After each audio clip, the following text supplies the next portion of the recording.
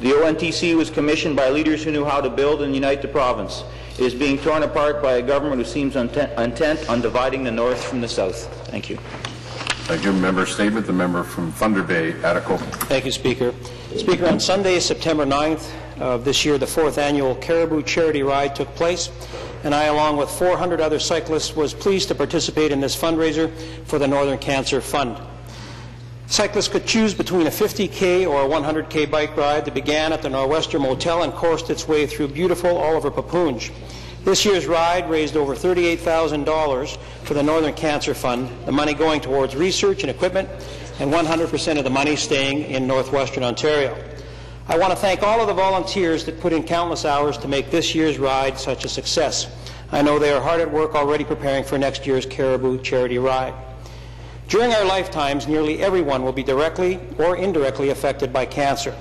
This Caribou Charity Ride was created to give all people, mothers, fathers, grandparents, teens, friends, and cancer survivors the motivation to challenge themselves while contributing to finding a cure. This event inspires a healthy lifestyle while promoting cancer awareness and hopefully empowering those affected by the disease. Speaker, again, I thank the people of Thunder Bay and surrounding communities for once again supporting a very worthwhile cause while combining exercise, enthusiasm, and volunteerism to empower and enrich the lives of so many of our friends, family, and our neighbors. Thank you, Speaker. Thank you, member statement. The member from Cambridge. Thank you, Mr. Speaker. I rise today to speak of a courageous young man by the name of Josh Nelson of Cambridge. On June 20th, 2003, at the age of 9, Josh was diagnosed with a malignant brain tumor. After enduring a 10-hour surgery, seizures, a stroke, and post-surgery syndrome that left him unable to walk or talk, 31 radiation treatments and 52 weeks of chemotherapy, it became clear that Josh was a fighter. It took years for Josh to regain his mobility, and although his surgery has left him in a wheelchair, he does not consider himself to be handicapped. To quote Josh, "I don't like it when people label me as handicapped because the definition of the word handicapped is something that puts someone at a disadvantage by a physical or mental defect. That definition may describe what people see at first glance, but I am so much more than that. I can make my disadvantage my advantage, and my disability my ability. So I tell people that I'm handy-capable instead." Josh is now a 9-year cancer survivor. He has not taken this title lightly.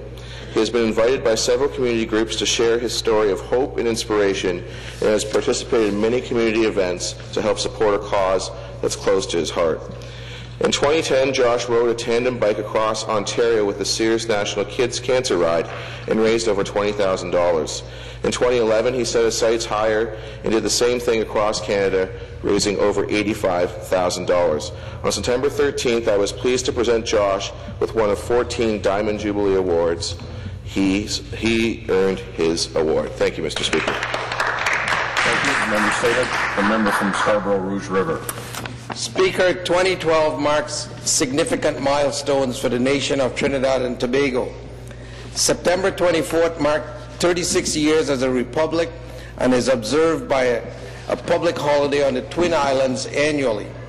August 31st, 2012, the Nationals of Trinidad and Tobago celebrated a golden anniversary, 50 years of independence from colonial rule.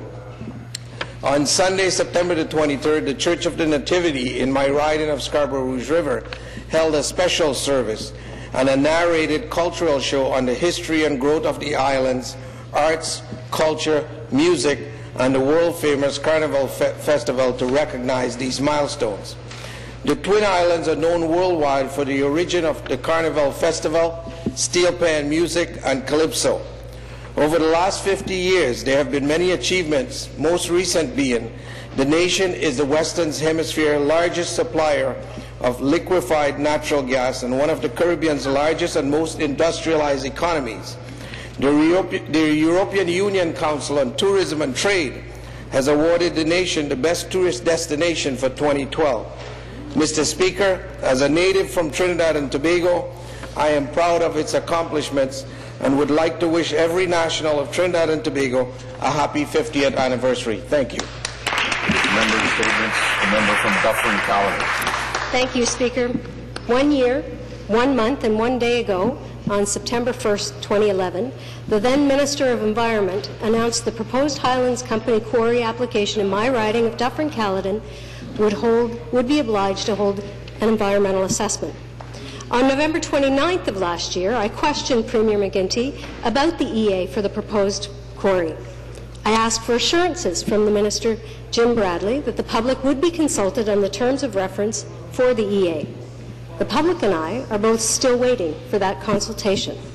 The Environmental Assessment Act requires the proponent to develop the terms of reference for an EA, but more importantly, the public must also be able to actively participate in crafting those terms of reference. Dufferin-Caledon residents want to know why, after over a year, there has been no further action from the Ministry of Environment.